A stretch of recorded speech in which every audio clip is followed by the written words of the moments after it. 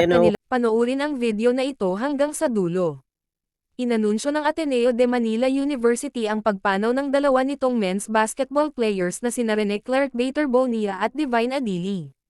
Si Bator Bonilla, 19, at Adili, 21, ay nalunod noong Lunes ng hapon sa aktibidad ng Blue Eagles, team building sa Dipakulaw, Aurora. Ang buong komunidad ng Ateneo ay nagluluksa sa pagkawala ni Rene at Divine. Ang universidad ay nagpaabot ng taos-pusong pakikiramay sa kanilang mga pamilya, kaibigan, kasamahan sa koponan, coach, at mga mahal sa buhay. Hinihiling namin sa komunidad na panatilihin sila sa kanilang mga panalangin sa pinakamahirap na panahon na ito, sabi ng Ateneo sa isang pahayag. Isang produkto ng Ateneo de Davao, Bator Bonilla ang nanguna sa Davao Region sa boys basketball gold medal sa 2025 palarong pambansa sa Ilocos Norte at tinanghal na Most Valuable Player. Muli niyang pinangunahan ang Davao Region sa panibagong championship appearance sa kanyang sariling lalawigan ng Agusan del Sur ngayong taon, ngunit natalo sila ng titulo sa Calabarzon, 62-79, noong ika-30 ng Mayo. Ang kalunos-lunos na aksidente ay dumating wala pang isang linggo mula nang lumipat si Bator Bonilla sa Ateneo Campus sa Katipunan, Quezon City. Siya ay dapat na magdebo para sa Blue Eagles sa UAAP Season 89 sa huling bahagi ng taong ito. Samantala, ang Nigerian Adili ay nababagay sa Ateneo sa Season 88. Sinabi ng Ateneo na nagbibigay ito ng suporta sa mga pamilya ni Bator Bonilla at Adili, gayon din sa kanilang mga kasamahan at miyembro ng komunidad ng Ateneo na apektado ng trahedya. Kami ay magalang na humihingi ng privacy at espasyo para sa lahat ng nagdadalamati habang sila ay nakatanggap ng matinding pagkawalang ito, sabi ng paaralan.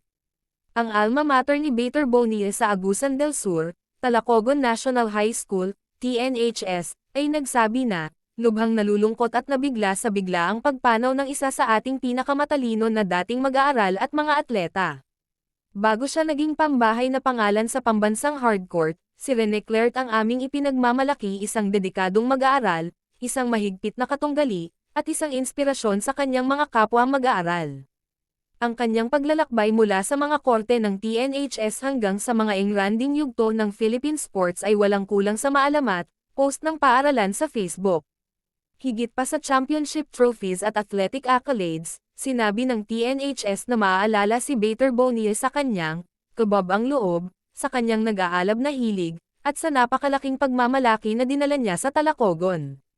Pinatunayan niya na gaano man kaliit ang bayan, ang mga pangarap ay maaaring lumaki ng sapat upang masakop ang pambansang yugto.